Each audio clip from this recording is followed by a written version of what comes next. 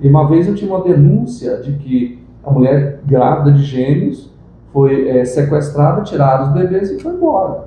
Vai. E aí eu fui lá na casa dela para fazer a matéria, tinha uns bercinhos lá, um berço de menino e um berço de menina.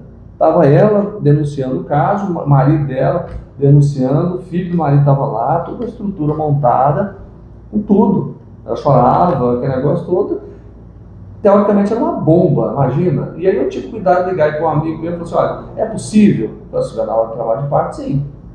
Né? Aí, então, aquele negócio todo. Só que aqui, tinha hora que ela parava de chorar, e eu olhava na cara, no rosto dela e falei assim, parece que alguma coisa estava me dizendo que aquilo tinha alguma coisa errada. Estava te incomodando, Estava me incomodando. Só que ela fez tudo certo. Ela registrou a ocorrência da polícia. Ela foi no hospital. Sabe? Então, assim, tudo. Só que aí eu perguntei, cadê o exame? Não peguei. Aí liguei na delegacia, tem a ocorrência? Tem. Então, assim, tinha tudo para ser verdade. Mas aí, eu falei, cara, eu tenho que pegar. Eu falei assim, porque uma coisa me deixou desconfiando com relação a isso, que eu quero saber o horário do parto, né, com o momento que ela ia entrar em trabalho de parto, esse tipo de coisa. Quando a senhora entrou em trabalho de parto, a senhora ligou para alguém? Sim, liguei para o meu marido. Eu falei, peça o celular da senhora, deixa eu ver a mensagem. Ela falou, não entendo muito desse negócio, eu acho que já pagou. Eu me presta o telefone do senhor. Aí o dedo também não estava. Aí quando não tinha nenhum dos dois, eu falei, aí tem coisas, né? Eu falei, olha, a gente vai fazer o seguinte, a senhora vai me mostrar a ultrassom, a senhora esteve grávida. Não tinha. Não. Nossa. Ela queria colocar a culpa na ex-mulher do marido. Com raiva da mulher. Chamou a televisão, né? Não, ela foi na delegacia. E lá ela registrou a coisa na delegacia, ela foi no hospital, ela chamou o marido, ela comprou 2 berços, colocou lá um enxoval direitinho, para que tudo parecesse ser verdade, e não era. É porque, na verdade, hoje, você mostrou um treino na televisão, muitas pessoas nem esperam saber se é verdade. Já julga e condena, né? Já acaba com a vida da pessoa. Você tem que sempre desconfiar, ter informação, né, duvidar sempre, né, e avaliar. Se fosse outro, um cara menos experiente, tinha feito a reportagem. Tinha feito. A nossa desconfiança salvou a gente. Salvou de levar um puto tamanho do mundo. Né? Caramba, o que você fala, a sorte acompanha também, né? Tem. Não é só, mas não é só profissionalismo, né? Tá pronto. Eu acho essa frase espetacular. Sensacional, né? E das suas reportagens, assim, algum te marcou, assim, muito, assim, em questão, assim, de você se sentir e falar assim, nossa, meu trabalho como jornalista agora eu fiz, tá feito. Sim, assim, dessas todas, assim, por exemplo, eu acho de maior relevância essa questão das siamesas, para mim foi até por uma contribuição. Agora teve do maior impacto essa do eu fiz Rebelião de Sepai, passei 8 noites lá. Rebelião, né? O clipe, eu acho parede, que é isso. O clipe de Trindade para mim é uma conquista muito grande, entendeu? Agora, o que eu considero mais importante é o dia a dia mesmo. São aquelas situações em que você pega eu sempre falo uma frase, a vida é muito dura para certas pessoas. Né? Pra gente nem tanto. Pra gente é dura, imagina para algumas pessoas, que às vezes tem muito menos sorte do que a gente. Então, assim, quando você resolve uma coisa, quando você transforma aquele problema num motivo de alegria para as pessoas, eu acho que é mais importante do trabalho da gente. Aí você fala, mas quais? Você fala assim, cara, não interessa qual foi. Né? O importante mas é de grandes proporções? Não. É pequeno, é individual, numa casa. Então você está transformando numa pessoa. Tem a Madre Teresa fala assim, você não precisa ajudar o mundo, ajuda o seu vizinho. Né? Ajuda quem está perto. Né? Às vezes a pessoa pega, vou ajudar, vou lá, uma coisa. Não, perto da sua casa tem gente precisando. Com certeza. E as pessoas acham que a ajuda é só financeira. Não é. Eu já fui em casas de pessoas que queriam me conhecer, doentes. Eu lembro de uma vez uma pessoa tinha câncer, queria me conhecer lá no bairro, eu fui lá de noite. Já fui em festa de aniversário de senhoras idosas. Não te custou queriam nada. me conhecer. Não tem problema. Já fiz vontade, deu muitas alegrias. Já fiz muito isso. Por exemplo, eu fui na casa do seu Ananias, né, 20 e tantos anos depois, que ele queria me ver. Né, depois de formar. E você viu que o seu trabalho naquele momento teve frutos, porque estão todos vivos. Ele não esquece. E todos estão vivos, né? Estão vivos, todos. E a filha dele me manda até hoje imagens deles. E eu vou lá depois. Então assim, eu faço isso. uma forma muito boa, né?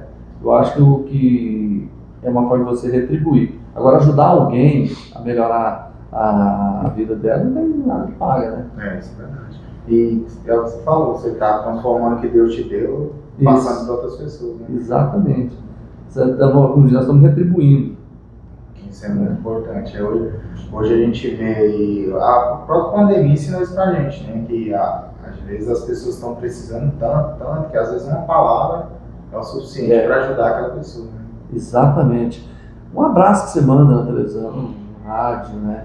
Tem um significado para as pessoas muito importante. É verdade. E as pessoas hoje querem participar, né? Quer estar junto, quer participar, quer fazer um comentário. Não vai longe não, isso que nós estamos vivendo aqui hoje, pra gente é um sonho. É algo que... Legal, cara. A gente nunca imaginou, né? Não, é um dos melhores sonhos, sabe? E bom, realmente é algo que, para nós, a gente pode entrevistar qualquer pessoa no mundo que isso aqui vai ficar marcado.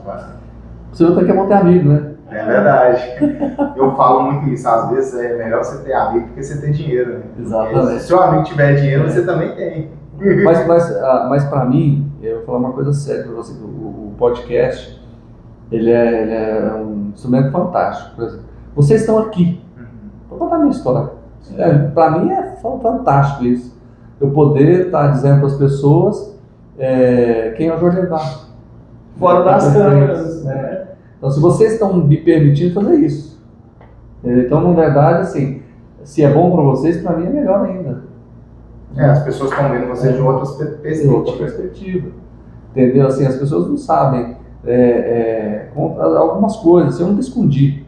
Aliás, eu sempre fiz questão de contar essa história minha de antes, essas dificuldades todas, né? Para mim é um orgulho. Mas assim, até pouco tempo atrás, as pessoas não sabiam muito porque você não tinha muito espaço para contar isso. Não é? Porque hoje o podcast permite, a rede social ajuda, você tem Instagram, você tem outras formas de você contar histórias. Né? E as entrevistas que, graças a Deus, assim, as pessoas procuram, elas querem saber exatamente isso. Elas querem saber muito mais do bastidor, a história, de onde surgiu isso aí. É porque a gente só vê o profissional, né? A gente que está na frente da televisão, a gente só vê o profissional. Mas não vê o lado humano da pessoa, não vê como que você fez para chegar até ali. Assim, eu sempre te vi na bancada, né? Verdade. Assim, uma coisa que eu sempre procurei fazer era diminuir a distância entre o apresentador e o povo. Portanto, os projetos que a gente criou, que eu tinha exatamente para diminuir isso. Né? Quando você fala, olha, pode filmar um programa e mandar para mim e eu vou mostrar. Você está fazendo com que a pessoa se comunique e diminuir a distância entre uma coisa e outra. Ela virou um repórter, né? Eu faço isso no dia a dia. Não sou, assim, por exemplo, eu adoro ir na feira fazer compra, no supermercado, esses trem. Eu que vou fazer, eu vou na frutaria lá perto de casa. Então essas coisas eu gosto de fazer. É o dia a dia, entendeu? Porque é tudo normal. Eu não sou diferente de ninguém, pelo contrário. Mas é por isso que eu gosto. Eu vou porque eu gosto mesmo. Então, eu faço isso tudo perto da minha casa, tem tudo. Então, supermercado, açougue, a frutaria. Como o podcast é uma forma descontraída da gente contar a sua história e as pessoas veem quão você é humano, você é humilde. E através disso as pessoas começam a gostar mais de você. Eu tô falando de você porque você realmente é esse tipo de pessoa. E eu até conversei com o Michael, falei, Michael, eu nem dormi essa noite, não sei nem como é que vai ser. Mas você não repara, parece que não tem câmera aqui, né? É um bate-papo tão assim, descontraído. Mas às vezes a gente vai entrevistar alguém que está muito nervoso. Nós já passou por isso, por essa parte de nervosismo. Aí a gente conversa, eu falo, você nem vai perceber que a câmera está ligada. A gente vai conversar e o podcast é isso.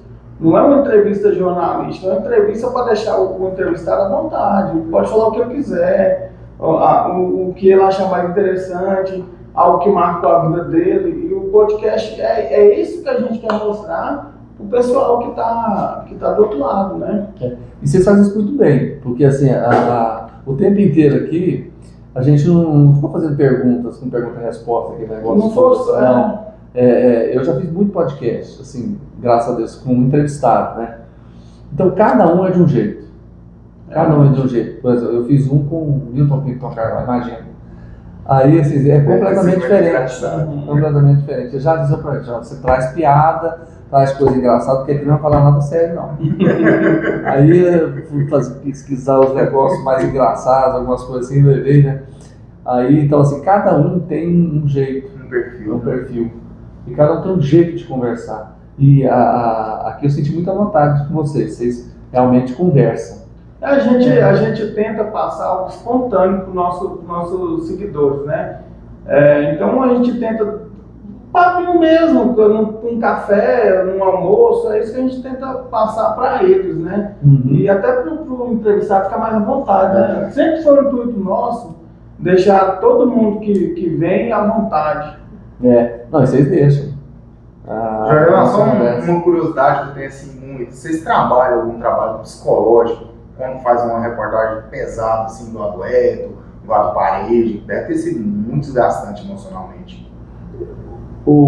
Esse você se prepara do ponto de vista do perigo, né? Esse você tem que se preparar. Por exemplo, eu lembro que no a primeira noite do sequestro do Pareja, eu fui dormir no carro às 3 horas da manhã, teve tiroteio. Eu não dormi mais nenhuma noite, né? Eu não vou dormir mais, né? Então, mas eu acho que a maior preparação que você tem que ter é para quando você vai fazer uma matéria que te emociona, que realmente deixa... E as histórias que as pessoas te contam são muito interessantes. Ontem mesmo, assim, eu já chorei muito, às vezes, muitas das vezes as pessoas não veem. Mas ontem eu estava fazendo uma entrevista com o padre Marco Aurélio. Ele é o novo reitor do Santuário Basílica de Trindade, né?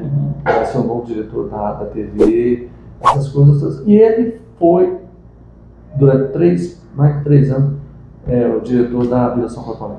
Minha mãe fez tratamento lá. A Vila São Bartolomeu é uma das instituições mais bonitas que eu já vi na vida. É verdade. A própria minha mãe perdeu uma perna. E aí a prótese dela, ela ganhou lá, a reabilitação foi lá. A gente já levou criança criança que eu digo assim, para passar fim de semana lá em casa, na Vila São Bartolomeu. Eu sou padrinho da vila, então eu tenho uma ligação grande com a vila, minha mulher também tem. E ele estava contando uma história, essas são citações muito pequenas, assim, quem conhece a vila, são mais de 300 internos, em que tem pessoas lá que elas só mexem no olho. Elas têm que ser alimentadas via oral o tempo inteiro. E elas não conseguem fazer nada sozinhas. Em boa parte lá é desse jeito. Fora os milhares de atendimentos diários, como o caso da sua mãe e de outras pessoas. Mas a maioria que está lá são pessoas dependentes, né? Então, assim, até ontem eu disse uma frase para ele. A Vila São Bartolomeu é tão interessante que, por todas as dificuldades que tem a vila, quando você chega, você não pensa nas dificuldades, você sorri. Lá é um negócio impressionante você ir, porque eles estão alegres. Então eles te devolvem isso. E teve eu quero chegar nessa frase. Teve um período lá em que os repasses de governo estavam todos atrasados e não tinha dinheiro no caixa, aquele negócio todo, então uma situação muito difícil. Chamou os servidores, ela tem que atrasar salário. E assim, eu imagino assim, como é que você vai fazer? Porque daqui a um pouco vai afetar. O custo deles é muito alto, a alimentação parenteral é caríssima, né? E aí virou aquele clima, aquela coisa toda, e tem um menino lá que chama Diogo, ele é cadeirante e tem muita dificuldade para falar. E aí ele, contando essa história, foi o momento mais marcante da vida dele, que ele conta, né? E aí tal, o Diogo queria falar com ele, né? Não quer falar com...